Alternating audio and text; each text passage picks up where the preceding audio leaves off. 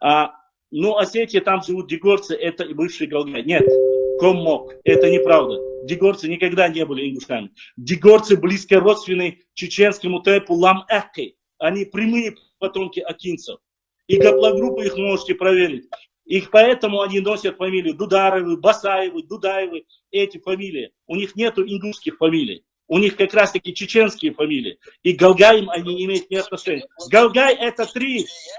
Кокалой был Галгай. Эти остальные это индуши.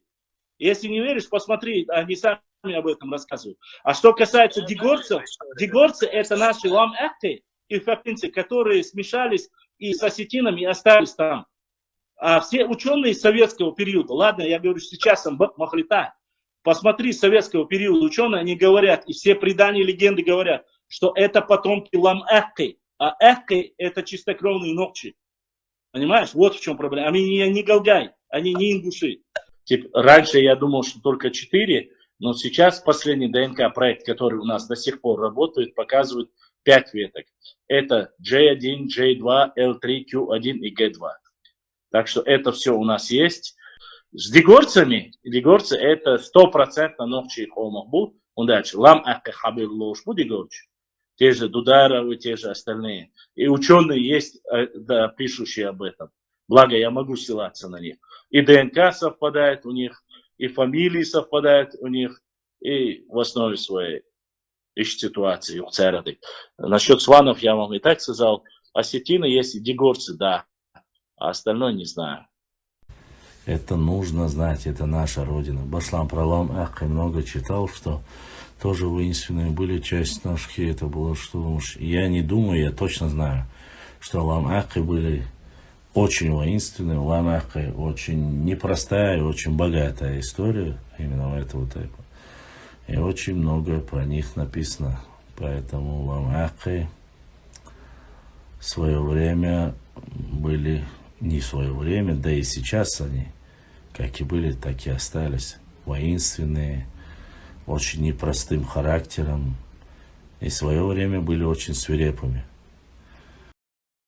Можно добавить также и то, что по дегорским преданиям, дегорцы-уалахкомцы, проживающие в Уалахкаме, считаются родственными с алагирцами и остальными обществами дегорцев. Также интересно, что алагирцев раньше называли валагирцы, а в Чечне в старые времена было основано селение Валарк, Валерик, его основал коренной акинец Вокал, он являлся также потомком Вока-Пулы. Также из этого аула вышел отряд чеченцев во главе с братьями Дюрда и Губаник, оба брата, прямые потомки Вокала. И не могли ли также из селения Валарк выйти и валагирцы? Отчего они и получили это название? Данная ситуация, кстати, очень распространена у чеченцев. К примеру, жители селения Хиндой называют себя хиндойцы, жители селения Шарой называют себя шаройцы и так далее. Более того, на чеченском форуме опубликовали информацию, которую опубликовал чеченский ученый-генетик Хусейн Чекаев. Он пояснил, пришли данные коренного акинца. Прямого потомка Вакхала Пулы, исторического персонажа и одного из основателей акинского общества в Горной Чечне, Галанчожский район. Фамилия Бекмурзаев, Хажинеки, тайп, род, Лам, Акхи, национальность чеченец, житель селения Валерик, Ачхой, Мартановского района Чеченской Республики, гаплогруппа G2A1. И данные Дударова из Северной Осетии, потомка исторического Дудара, выходцы из Чечни, общество Аки, G2A1.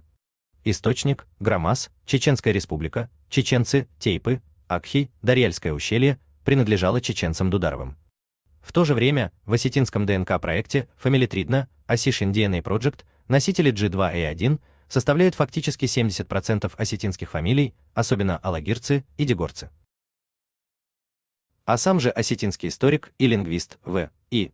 Абаев про осетинский язык в своей книге писал: в осетинском имеются отложения, идущие из местных, субстратных ефетических языков, родственных, по-видимому, чечено-ингушскому. Не прямо из ингушского или чеченского, а из какого-то их предшественника, не как усвоенные из чечено-ингушского в осетинский или обратно, а как принадлежавшие тому местному языковому субстрату, на основе которого сформировались и чечено-ингушский, и осетинский языки.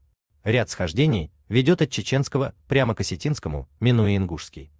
Мало того, некоторые из них связывают чеченский с западным, дегорским диалектом осетинского языка, минуя иранский. Все вместе это указывает на большую древность и глубину осетино-вайнахских связей. Источник. Книга В. И. Абаев. Осетино-войнахские лексические параллели. 1959 год.